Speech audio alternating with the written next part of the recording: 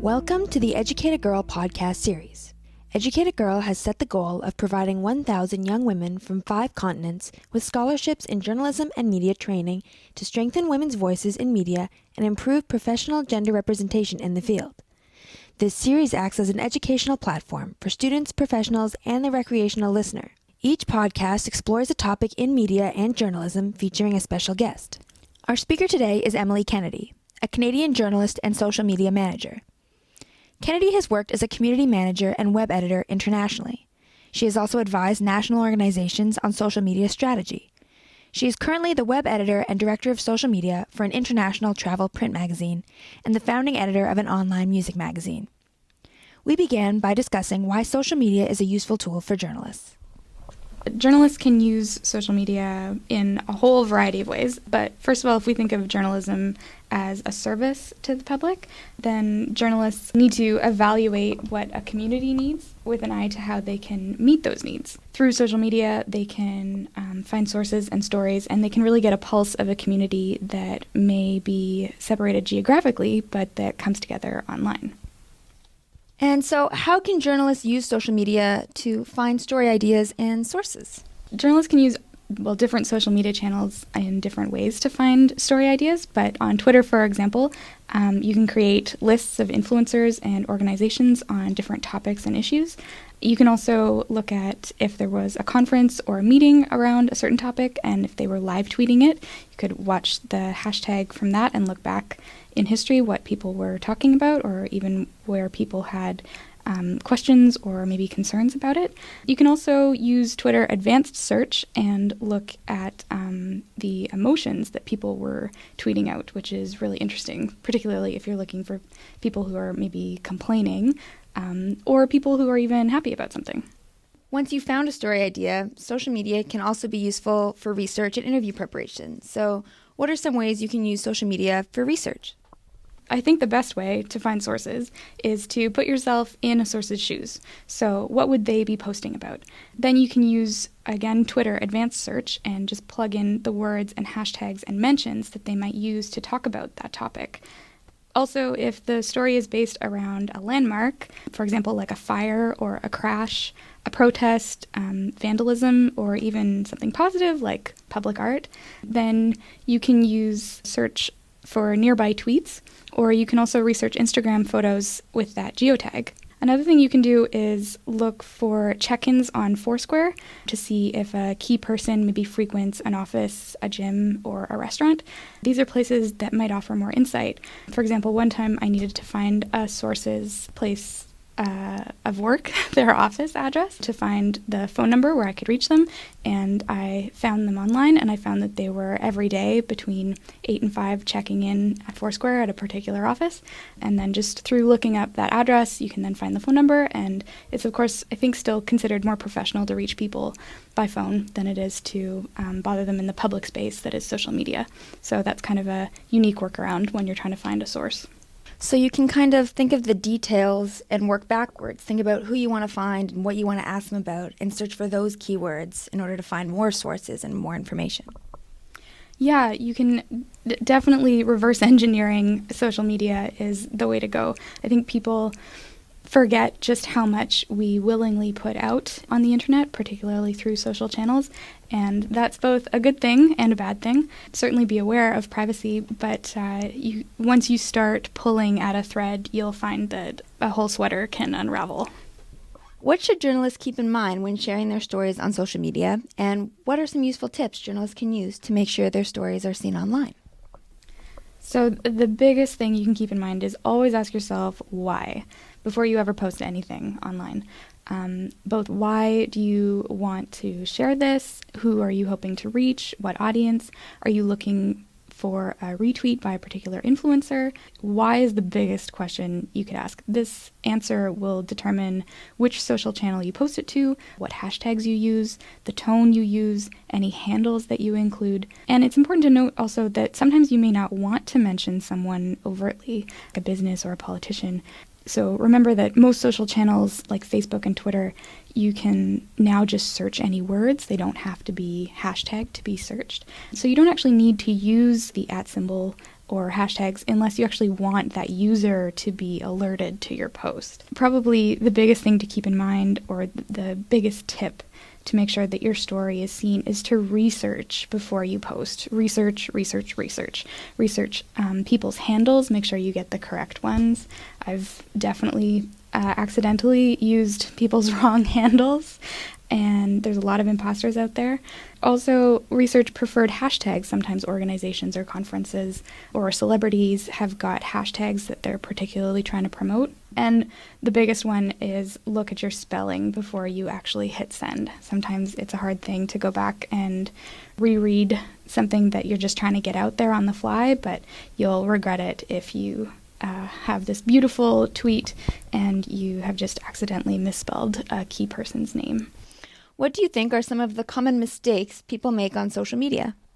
So definitely, like I mentioned, spelling mistakes are, of course, a really big one, or using the wrong handles. Definitely the wrong link can happen, and what's interesting is when Twitter is considering what's trending, if somebody does include a link that is incorrect to that hashtag, that actually isn't included in the algorithm that figures out what's trending. So that's an important thing to keep in mind, that on Twitter you can look at what's trending, but be aware that trends are only as good as their algorithm.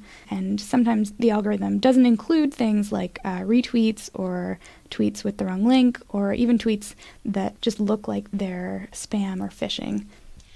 And I think that you should also be a little bit careful with if you are retweeting or quoting a tweet.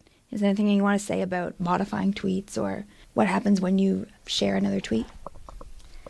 Yeah, when you're retweeting somebody else, be sure that you're up on the conventions of the day for if you're going to modify the tweet, for example, to change it from RT to MT. I think that's just a common courtesy. But that's following with journalistic standards. If you're writing out someone's quote and you're changing something that they've said, you're usually doing it for clarity, but you still have to follow the conventions to let the reader know that you've slightly changed what this person originally said. And also just be aware of what account you're tweeting from or posting from. Often we've got more than one account these days. You might have a personal one and a business one, and always just double check again before you hit send that you're sending it from the correct one. Now might also be a good time to talk a little bit about objectivity. I mean, as a journalist, we're always talking about being objective in your writing, but that can also apply to social media, right? Yeah, as a journalist in your personal profile, so if you're not sending things out from the organization, definitely be aware that that's your personal, but also closely tied to work reputation. And anyone who is interviewing you for a job, or even people who are just researching who you are, if you're going to go and interview them, they're able to go back and look at your history and very clearly see what types of things you're talking about and what types of things you're interested in.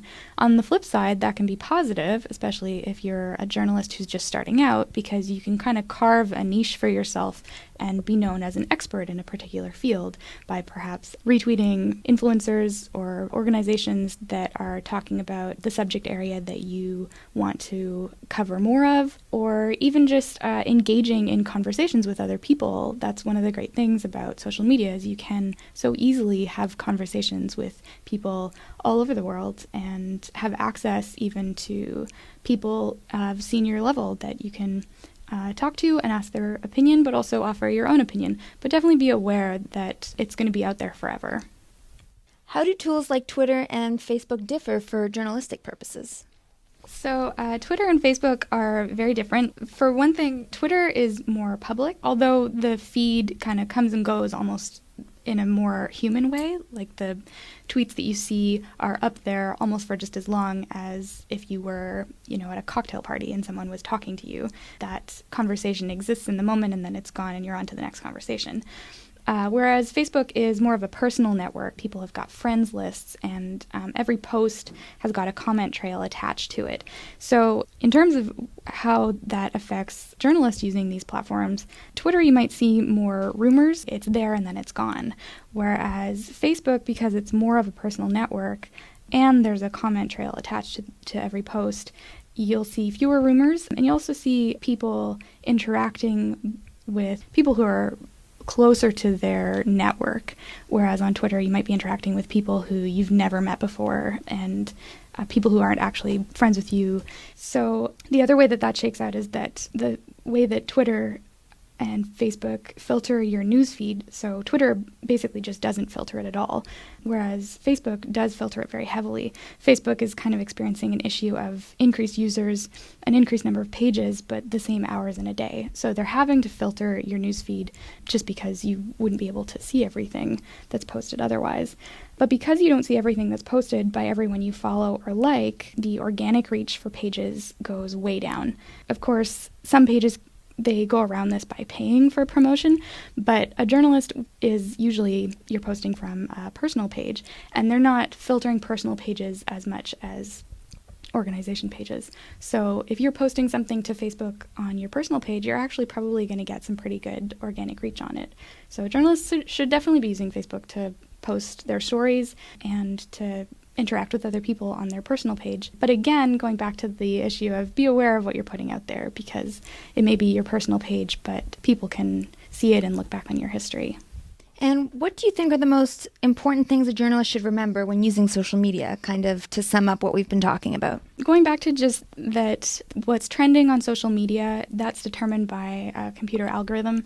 And these algorithms are infinitely complex and they're constantly evolving, but they're still only as good as the algorithm's been programmed.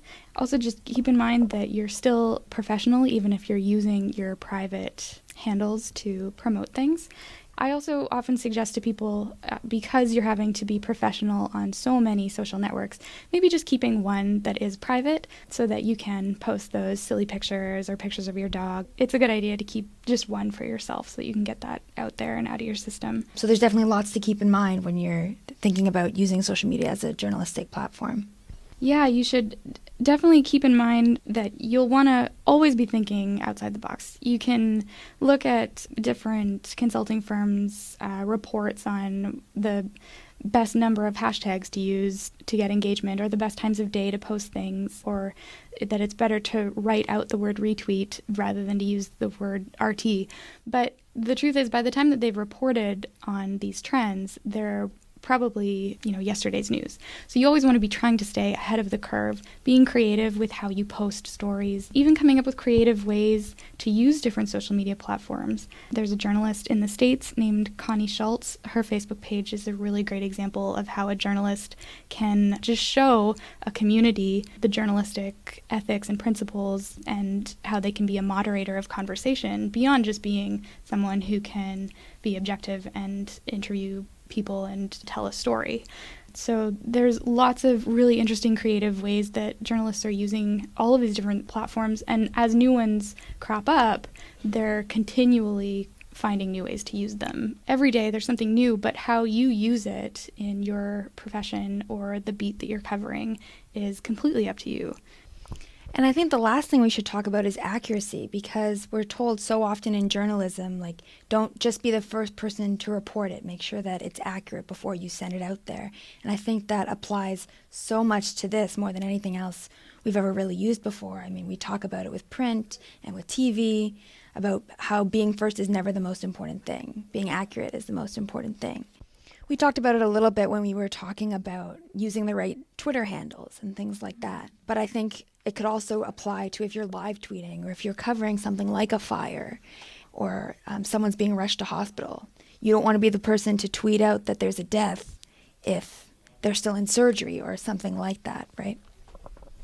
Yeah, it's interesting to see how journalists their role is almost growing as a fact checker when it comes to these online reports that are in real time. And although traditionally journalists have always wanted to be the ones with the scoop first, now they seem to be the ones who are instead fact checking against what the general public might be talking about. So they're being trusted sources of what's really going on. And when you are covering a scene like that, you definitely want to be getting the information out quickly, but there again, it's just practice of stopping yourself, taking a breath, rereading what you're writing about, not just in this case then for spelling, but of course for accuracy of the facts. And if you do make a mistake, which of course happens, and some big organizations have made mistakes before, realizing that sometimes it's best actually not to just delete the post and pretend like it never happened. Transparency is one of the biggest things. So leaving it up, you can retweet it, and nowadays with Twitter, it'll show that post, and you still have another 140 characters on top of it to explain the mistake and to correct it. So definitely just taking a moment. You may be the third person to tweet about something, but at least you'll be the person who got it right.